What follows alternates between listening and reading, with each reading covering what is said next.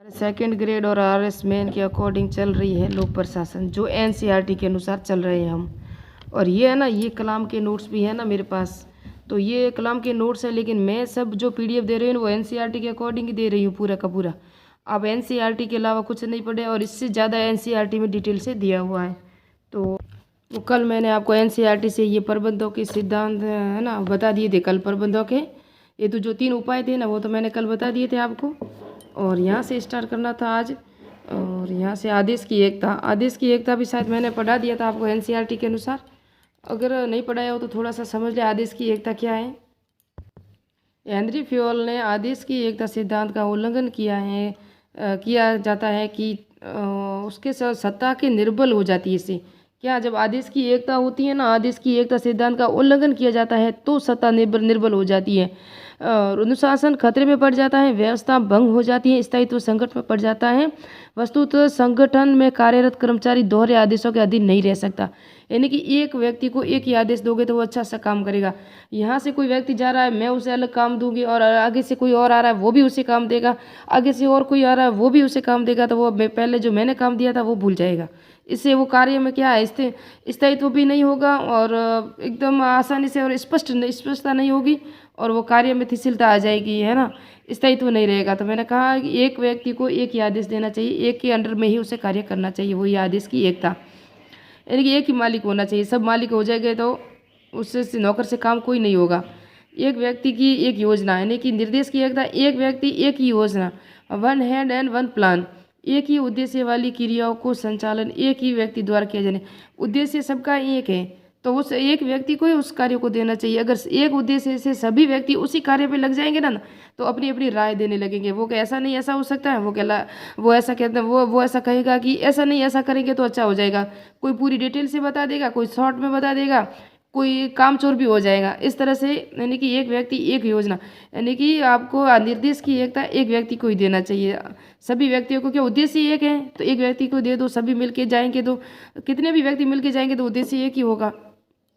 एक क्लास में बहुत से स्टूडेंट होते हैं जबकि टीचर एक होता है, क्योंकि उद्देश्य एक है तो वो एक टीचर ही पढ़ा सकता है। लेकिन जबकि विद्यालय में बहुत से टीचर होते हैं, लेकिन वो सभी विद्यार्थियों को नहीं पढ़ाता, एक ही टीचर आके पढ़ाते हैं, क्योंकि उद्देश्य एक ही है।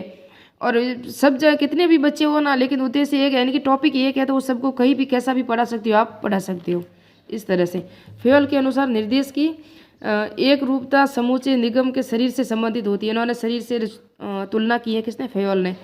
व्यक्तिगत हित की तुलना में सामान्य हित का महत्व।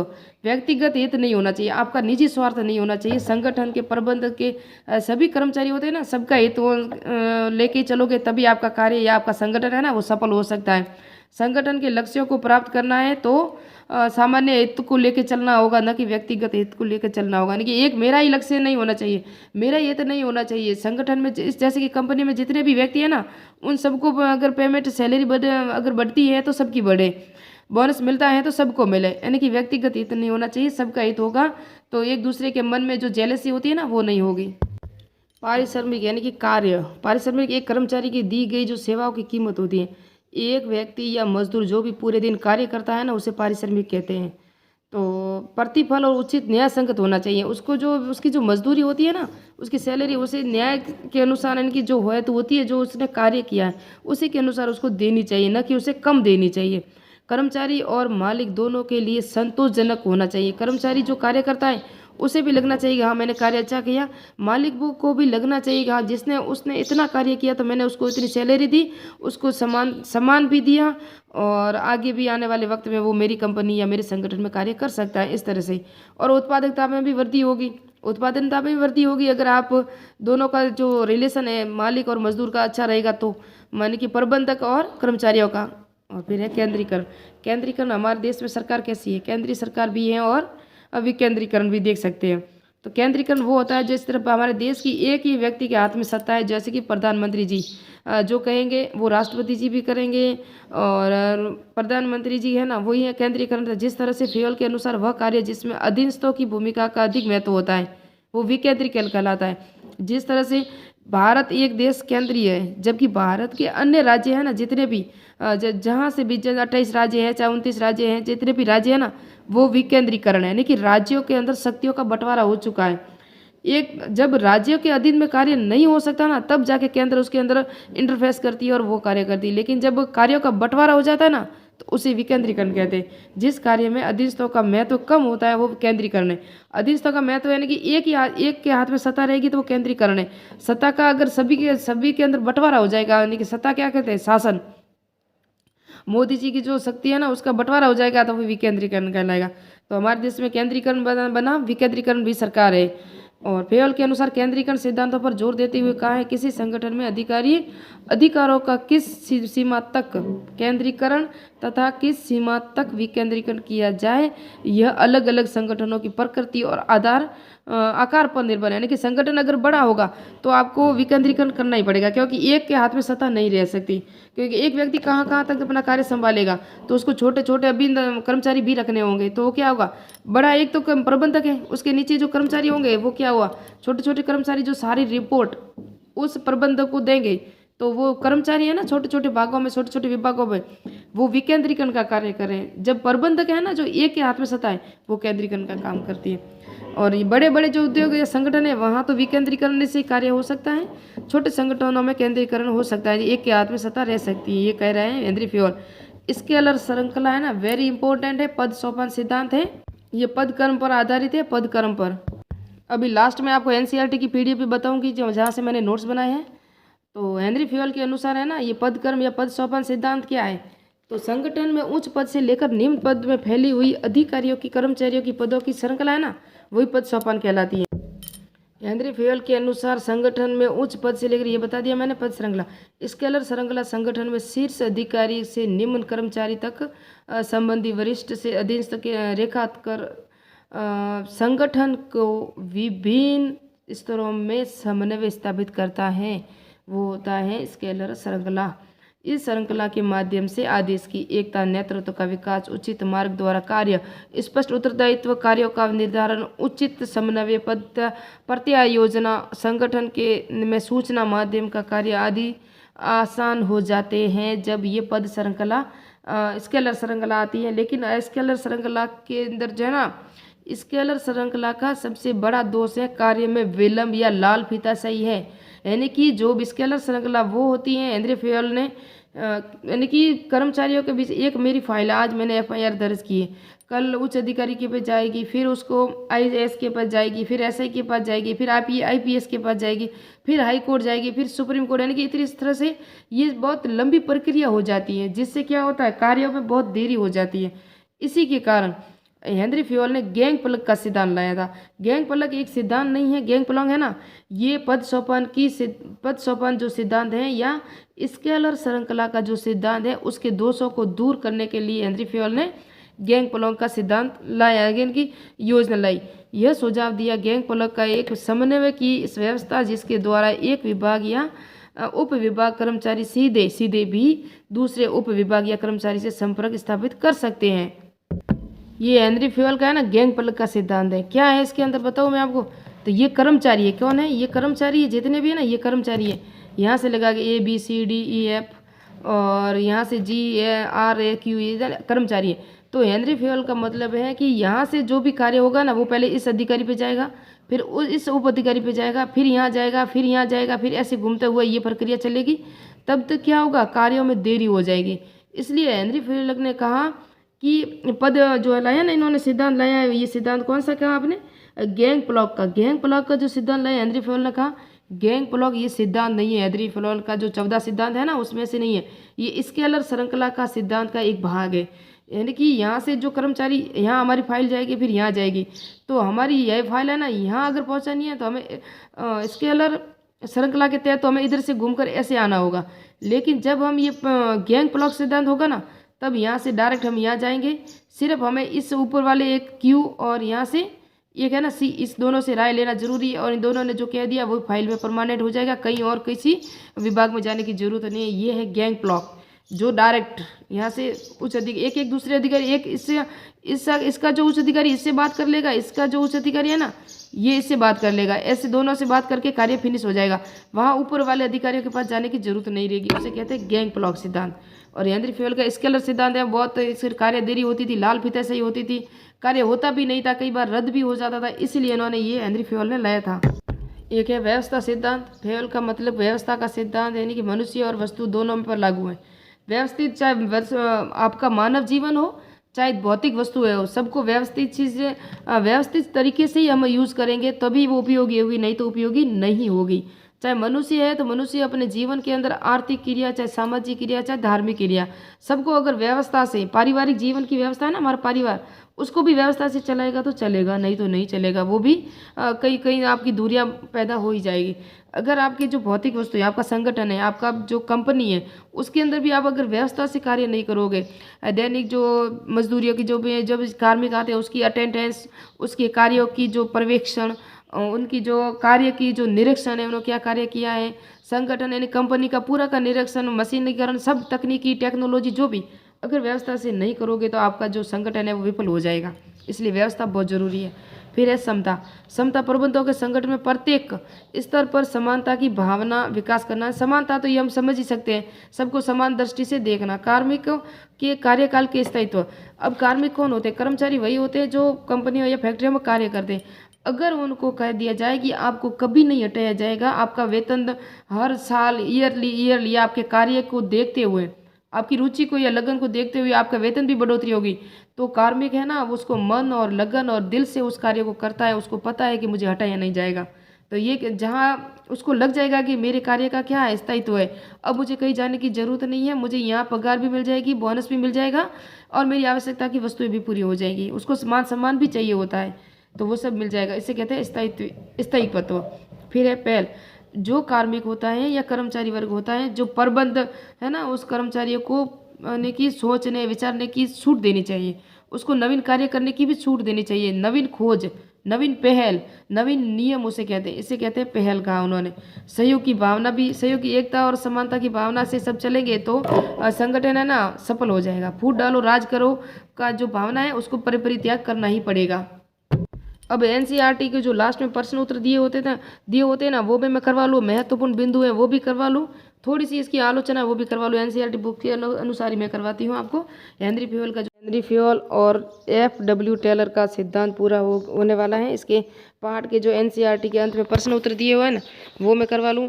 लेकिन आपको जो यहाँ तक मैंने करवाया ना, कहाँ तक करवा दिया आपको? सिद्धांत पूरे करवा लिए ना, पहल भी करवा लिया, और ये इसके गुण नहीं करवाए, पदबंधों के गुण, समता भी करवा लिया, कार्मिकों के स्थायी अथवा ये भी सिद्धांत, इनके 14 सिद्धांत पूरे मैंने करवा लिए। आपको गैंग प्लग का समझाना था ना, एनसीईआरटी में ये दिया हुआ, देखो आप, मैंने कहा ये है ना, ये गैंग प्लग है, इसे क्या कहते हैं? स्केलर श्रृंखला सिद्धांत है ना। तो इसको है ना ऐसे कहा उन्होंने कि ये फ्यूल का गैंग प्लग है ना, ये इनको ने एक सिद्धांत दिया था गैंग प्लग, लेकिन ये 14 सिद्धांतों में शामिल नहीं है। ये कर्मचारियों का पूरा दिया हुआ, देख सकते हो आप। इसके देखो इसके अंदर क्या कहा है, एफ और एल से संपर्क स्थापित करना पड़ेगा आपको। एफ यहाँ है, एल यहाँ है, ये देख सकते हो। कौन है एफ और कौन है एल? तो ये एफ ये एल दोनों का संपर्क हो गया। अब इनके ऊपर वाले अधिकारी है ना के और इनसे संपर्क स्थापित भी करना पड़ेगा आपको। जो पहले हम करते थे ना, यहाँ से जाके यहाँ आके यहाँ तक आना पड़ता था, हमारी जो भी फाइल वगैरह, हमारे जो भी कार्य होते थे, उसे कहते हैं स्केलर श्रृंखला। जो नीचे से ऊपर तक जाना होता था, वापस ऊपर से नीचे की तरफ आना होता था, और ये देख सकते हो। लेकिन उसे स्केलर श्रृंखला के अनुसार A D C B A H I J K, देखो के तक आना पड़ता था, यहाँ लिखा हुआ ना कि यहाँ तक होकर संपर्क स्थापित करना होगा। इस संपर्क में आसान बनाने के लिए फ्यूल कहते हैं कि इस स्तर पर एफ और एल को गैंग प्लग बनाकर सीधे संपर्क स्थापित कर लेना चाहिए, लेकिन इस संपर्क को ऊपर के अधिकारी यानी कि ई और के, ये है ना ई और के, ये के और ये ऊपर वाले अधिकारी है ना, उनसे संपर्क स्थापित करके कर लेना चाहिए, लेकिन इस संपर्क को ऊपर के अधिकारियों यहाँ ई और के को स्वीकृति प्राप्त होनी चाहिए। इस प्रकार गैंग प्लग के स्केलर श्रृंखला को बिना तोड़े शीघ्र कार्य करना संभव हो जाता है, जिसके अंदर कार्य में देरी नहीं होगी हमारी। ये व्यवस्था हमने पढ़वा लिया। अब थोड़ा सा रहा है प्रबंधों के दोष गुण और इसकी आलोचना जो भी है ना, फ्यूल का मूल्यांकन भी देखेंगे हम, तो आलोचना भी देखेंगे। तो इसके गुण तो शारीरिक मानसिक नैतिक, ये तो हमें ये हर कोई जानता है कि प्रबंधों के गुण क्या क्या होना चाहिए। प्रबंध कौन? मालिक होता है ना संगठन या कंपनी का, जो भी उसके गुण है। तो कार्य करने पैदा होने वाला ज्ञान अनुभव शामिल होना चाहिए। प्रबंधक उस कार्यों के बारे में विशिष्ट ज्ञान शामिल है जो उसे सौंपा जाता है, किसी भी प्रकृति का क्यों न हो। शिक्षा, सामान्य शिक्षा, विभिन्न विषयों की सामान्य जानकारी भी प्रबंध को होनी चाहिए। ये सब है ना प्रबंधों के गुण है। देखो कर्मचारियों के नहीं है ना। आलोचना, आधुनिक सार्वभौमिक प्रबंधीय सिद्धांतों प्रबंधीय की पंथ के जनक हेनरी फेयल को विचार आज भी पूर्णतः प्रासंगिक है तथा उपयोगी है, लेकिन उनकी कई स्तरों पर आलोचना भी की गई है। क्यों की गई है? फेयल के प्रमुख आलोचक है पीटर ड्रकर का मानना है, पीटर ड्रकर, वे संगठनात्मक ढांचे के सिद्धांतों को कुछ बेहद गंभीर किस्म की गलतियां की है इन्होंने, जैसे एक सक्रिय गतिविधि पर आदर्श और सार्वभौमिकता जैसे यांत्रिक मॉडलों का बोझ लाद दिया उन्होंने। और उनके 14 सिद्धांत एक दूसरे को दोहराते हैं। फेयल के सिद्धांतों को मानव संबंधों की उपेक्षा की। फेयल के सिद्धांत है ना, उनको मानव संबंधों से नहीं जोड़ा है। पीटर ड्रैगन ने इसकी आलोचना की थी, याद रखना, ये पॉइंट ही इंपॉर्टेंट है, बाकी तो इतना है नहीं। अब फेयल का मूल्यांकन क्या है? हेनरी फेयल पहले विचारक थे जिन्होंने प्रबंध के सिद्धांतों, कार्यों, प्रक्रियाओं सार्वभौमिक बनाए। किसको? प्रबंध के सिद्धांतों को, कार्य और प्रक्रियाओं को, जिसमें उसका उपयोग संबंध प्रकार के संगठनों में किया जा सके। हेनरी फेयल ने प्रबंध को ज्ञान की प्रत्यक्ष शाखा और कौशल के रूप में स्थापित करने का प्रयास किया है। वे लोक प्रशासन और निजी लोक प्रशासन के अंतर को दरकिनार करते हुए कहते हैं कि संगठन की प्रबंधकीय गतिविधियां दोनों ही क्षेत्रों में समान रूप से लागू की जा सकती हैं। औद्योगिक क्रियाओं का वर्गीकरण करते हुए फेयल ने 6 तरह की क्रियाओं का उल्लेख करते हैं। 6 प्रकार की मैंने बताई थी, 5 तत्व बताए थे, 100 औद्योगिक क्रिया बताई थी, 14 इनके सिद्धांत थे, 4 इनकी बुक्स थी। तकनीकी, वाणिज्य, वित्तीय, सुरक्षा, लेखांकन, प्रबंधीय, ये सब मैंने बता दिया आपको। प्रबंधों का मार्गदर्शन है तो फेयल ने 14 सिद्धांतों का निर्माण किया, ये भी बता दिया। ये इनके गुण वापस बता रहा है, इतना कोई इंपॉर्टेंट हमको देखने की जरूरत नहीं है। यहाँ देखेंगे निष्कर्ष इंपॉर्टेंट है क्योंकि इसके अंदर दोनों आ रहे हैं। टेलर का भी सिद्धांत देखा ना, एक ही लेसन में 2 ही है। टेलर और हेनरी फेयल ने प्रबंध जगत में महत्वपूर्ण योगदान दिया था, जिसको प्रबंध जगत कभी नहीं भूल सकता। टेलर ने प्रबंध विचारधारा को वैज्ञानिक प्रबंध और हेनरी फेयल का सार्वभौमिक प्रबंधीय सिद्धांत दिए हैं। दोनों ने सिद्धांत दिए ना। उर्विक ने टेलर व हेनरी फेयल के योगदान के बारे में कहा है कि टेलर तथा हेनरी फेयल दोनों के ही कार्य एक दूसरे के पूरक है। याद रखना, ये परिभाषा है किसकी है? टेलर की है। उर्विक की है, जो टेलर और हेनरी फेयल के संदर्भ में कहते हैं कि वे एक दूसरे के पूरक थे। इन दोनों ने यह अनुभव किया कि प्रबंध को प्रत्येक स्तर पर कर्मचारी और उसके प्रबंध की समस्या औद्योगिक सफलता की कुंजी है। दोनों ने इस समस्या के समाधान के लिए वैज्ञानिक तरीकों का प्रयोग किया। यद्यपि टेलर ने मुख्य औद्योगिक प्रबंध के क्रम को नीचे से ऊपर की